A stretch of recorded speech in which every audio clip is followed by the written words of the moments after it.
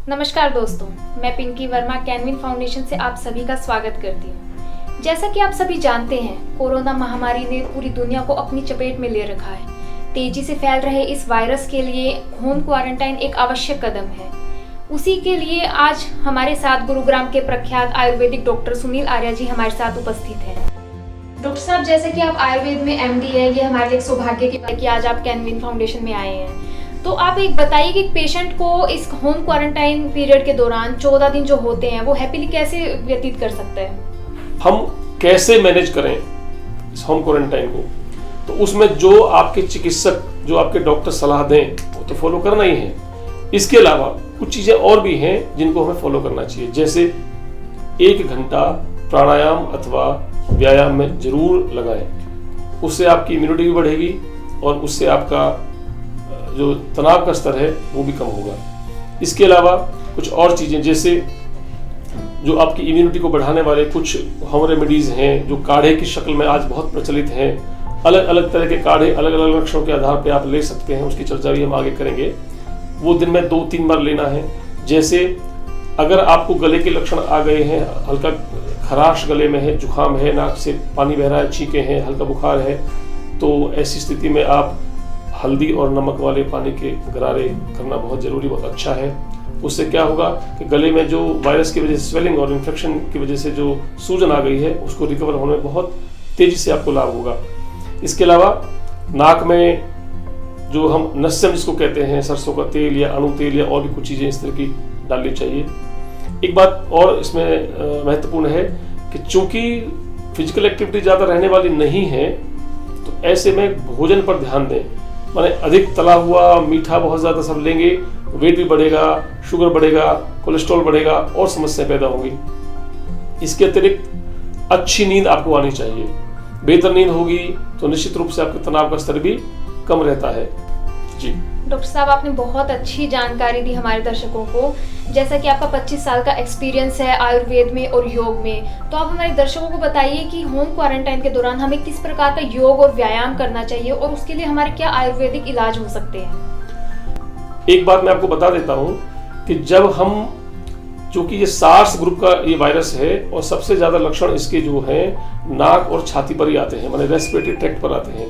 फेफड़ों में गंभीर समस्या हो जाने के बाद, माने इन्फेक्शन हो जाने के बाद, स्वेलिंग आ जाने के बाद, निमोनाइटिस हो जाने के बाद ही ऑक्सीजन का लेवल घट जाता है, व्यक्ति की मृत्यु हो जाती है।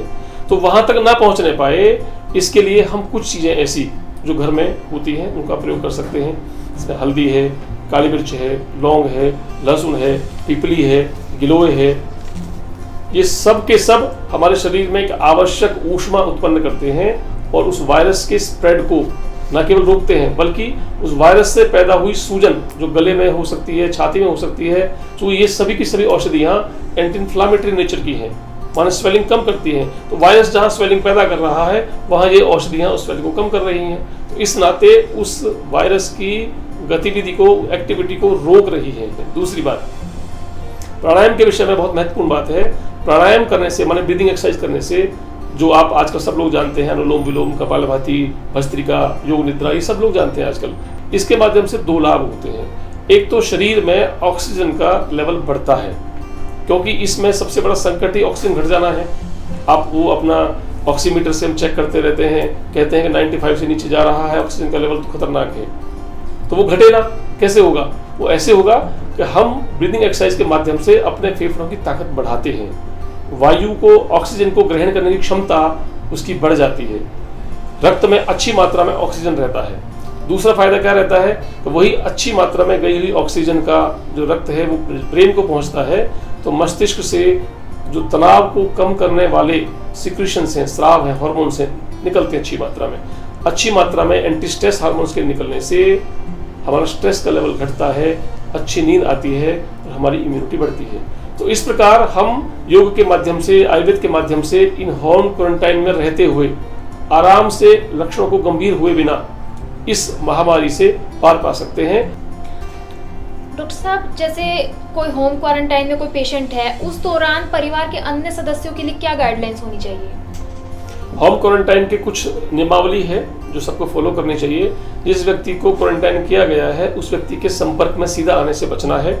और कोई एक व्यक्ति उसको एक निश्चित कमरे में जो अटैच लैट्रिन बाथरूम हो उसको उसमें रखा जाए और उसको एक ही व्यक्ति सर्व करे, जो भोजन देना है और चीज़ें देनी है। उस घर में उसके कमरे में टीवी लगा के रखें और सब जो मनोरंजन के साधन वो सब लगा के रखें ताकि वो व्यक्ति तनावग्रस्त ना हो। जैसा कि आप सबने सुना, डॉक्टर साहब ने कितनी विशेष और महत्वपूर्ण जानकारियां आप लोगों तक पहुंचाई। हम उम्मीद करते हैं कि आप उनकी कही हुई बातें अपने दिनचर्या में लाएंगे और उनका पालन करेंगे। धन्यवाद। Thank you.